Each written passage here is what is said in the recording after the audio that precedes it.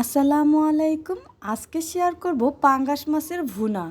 আর এই পাঙ্গাস মাছের ভুনার রেসিপিটা যতবার করছি ততবারই আমার প্লেট খালি হয়ে গেছে। তো আমার রেসিপি যদি আপনাদের কাছে ভালো লাগে আপনারাও করে খেয়ে দেখতে পারেন। প্রথমে আমি এখানে বড় বড় 4 পিস পাঙ্গাস মাছ নিয়েছি। এরপরে লবণ আর হলুদ দিয়ে ভালোভাবে মিশিয়ে নেব।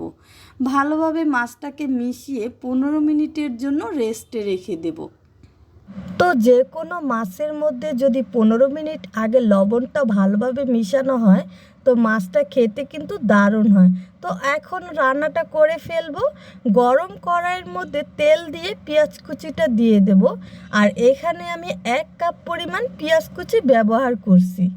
আর পেঁয়াজ কুচিটা ভালোভাবে ভেজে নিতে হবে। এরকম ব্রাউন কালার চলে আসলে পেঁয়াজ কুচির মধ্যে 1 চা চামচ করে আদা রসুন বাটা দিয়ে দিলাম। তেজপাতাটাও দিয়ে দিলাম, ঘ্রাণটা ভালো আসবে। আর আদা রসুন বাটাটা ভালোভাবে ভেজে নিতে হবে এরকমভাবে। আর আদা রসুন বাটাটা ভেজে নিলে আদা রসুনের কাঁচা গন্ধটা চলে যায় আর খেতেও মজা হয়। তো স্বাদ মতো লবণ দিয়ে দিলাম আর 1 চা চামচ করে মরিচের গুঁড়া হলুদের গুঁড়া দিয়ে দিলাম। আর মরিচের গুঁড়া হলুদের গুঁড়ো ভালোভাবে ভেজে নিতে হবে পানি দেওয়ার আগে। তো এখন আমি 1/2 কাপ পরিমাণ পানি দিয়ে দিলাম। তো মশলাটাকে ভালোভাবে কষিয়ে নিতে হবে। তো মশলাটা 2-3 মিনিটের জন্য আমি কষিয়ে নিয়েছি। তো এরকম যখন তেল তেল ভাব হয়ে আসবে তখনই বুঝতে হবে মশলাটা কষানো হয়ে গেছে। এখন আমি 1/2 কাপ পরিমাণ আবারও পানি দিয়ে দিলাম যাতে মাছটাকে নাড়াচাড়া করতে সুবিধা হয়। তো মাছটাকে এখন আমি আবার কষিয়ে নেব।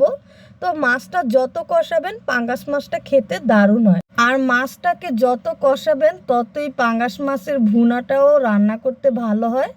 তো আবারও 2 মিনিটের জন্য ঢাকনা দিয়ে ঢেকে দিলাম। তো এখন আমি নেড়ে চেড়ে মাছটার মধ্যে 1 কাপ পরিমাণ পানি দিয়ে দেব। তো 1 কাপ পরিমাণ পানি দিলে মাছটা ভালোভাবে সিদ্ধ হয়ে আসবে। তো আবারও আমি 4 মিনিটের জন্য ঢাকনা দিয়ে ঢেকে দেব মাছটা সিদ্ধ করার জন্য। এখন ঝোলটাকে ফুটিয়ে এটাকে ভুনা ভুনা করে নেব।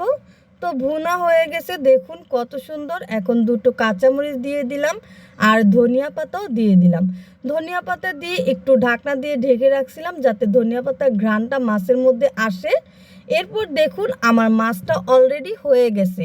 তো আমার এই পাঙ্গাস মাছের ভুনাটা যদি আপনাদের ভালো লাগে আপনারাও ঘরে বসে খেয়ে দেখতে পারেন।